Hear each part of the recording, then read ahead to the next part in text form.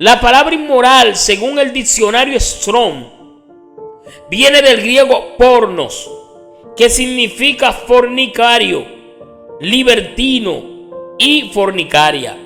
Cuando uno de los cónyuges obliga al otro a ver, oír o realizar actos sexuales contra naturaleza, eso es fornicación. Y el matrimonio lo instituyó Dios. La Biblia dice, el Señor Dios dijo, no es bueno que el hombre esté solo, le haré una ayuda idónea. La palabra de Dios nos invita a amar a nuestras esposas, ya que en la medida que le amemos, así nos amaremos a nosotros mismos. La palabra esposa, utilizada en Efesios capítulo 8, versículo 28, viene del griego guñe, que significa mujer o esposa. Es un término femenino y en ningún momento hace referencia a un tercer sexo o sexo indefinido. El Señor es categórico en afirmar que la institución llamada matrimonio se da entre un hombre y una mujer, no entre personas del mismo sexo. La Biblia dice en el libro de Hebreos capítulo 13, verso 4, sea el matrimonio honroso en todos y el lecho matrimonial sin mancilla, porque a los inmorales y a los adúlteros los juzgará Dios. En el presente versículo podemos apreciar 4 elementos sobre el matrimonio. Primer elemento, debe ser honroso, dice la palabra. Esta palabra viene de la raíz griega timios, que significa valioso, costoso, estimado, amado, precioso. El matrimonio para Dios tiene un valor muy alto y por consiguiente lo tiene en alta estima. Segundo elemento, dice el lecho sin mancilla. La palabra mancilla viene de la raíz griega amiantos, que significa incontaminado, puro, sin mácula, sin mancha. Para mantener el matrimonio limpio, debemos evitar mancharlo con cosas ilícitas, mundanas o prácticas humanas que contradigan lo establecido por Dios. Hoy en día, el cine y la televisión promueven programas que realmente les restan importancia al matrimonio, proponiendo relaciones ilícitas entre personas del mismo sexo, intercambio de pareja, una vida al estilo de Sodoma, que se ha infiltrado en la sociedad y lastimosamente en algún hogar cristiano. Tercer elemento, la inmoralidad será juzgada. Según el diccionario de la Real Academia, inmoral es una persona que se opone a la moral o costumbres buenas. La inmoralidad es un adjetivo que se utiliza para nombrar a lo que se opone a la moral. La moral está formada por el conjunto de valores y costumbres, creencias y normas de una persona o comunidad. La inmoralidad no es más que una obra de la carne.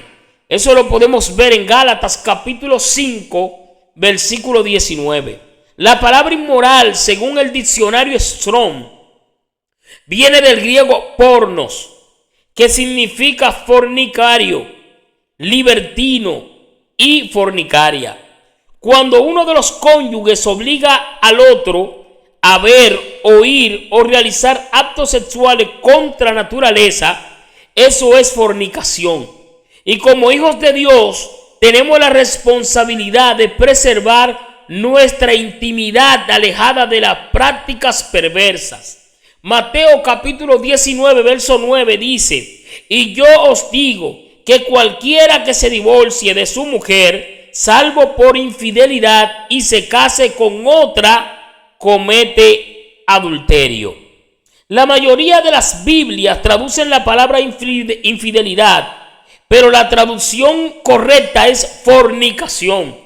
La palabra fornicación viene del griego porneia, que significa prostitución, adulterio e idolatría.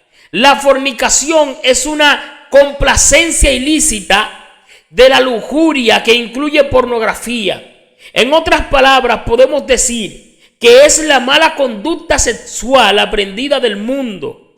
La Biblia nos habla de estas prácticas en Judas, capítulo 1, versículo 7. Dice: como Sodoma y Gomorra y las ciudades vecinas, las cuales de la misma manera que aquellos, habiendo fornicado e ido en pos de vicios contra naturaleza, fueron puestas por ejemplo, sufriendo el castigo del fuego eterno. El pecado más relevante que se practicaba en Sodoma era la inmoralidad sexual. Sodoma, cuyo nombre significa quemándose, practicaba el homosexualismo, la zoofilia, bestialismo, pedofilia, necrofilia, orgías y cosas semejantes. En la actualidad no solo se practican dichos actos, sino que se han legalizado en varios países del mundo. La Biblia nos dice que Sodoma no se avergonzaba de su pecado, sino que lo publicaba. Y esto se parece mucho a lo que estamos viviendo hoy en día en nuestra sociedad. Otro significado de la palabra fornicación es idolatría. Y vemos cómo Mical puso en su cama un ídolo, a Terafín, que es una figura de sexo. Eso lo podemos encontrar en 1 Samuel, capítulo 19, versículo 11 en adelante. En la actualidad hay matrimonio donde su relación gira alrededor del sexo. Generalmente la persona que está bajo este ídolo busca nuevas prácticas, juguetes sexuales, revistas, películas, para satisfacer su apetito sexual. La fornicación es un pecado contra el propio cuerpo que puede conducir a una involución del cristianismo.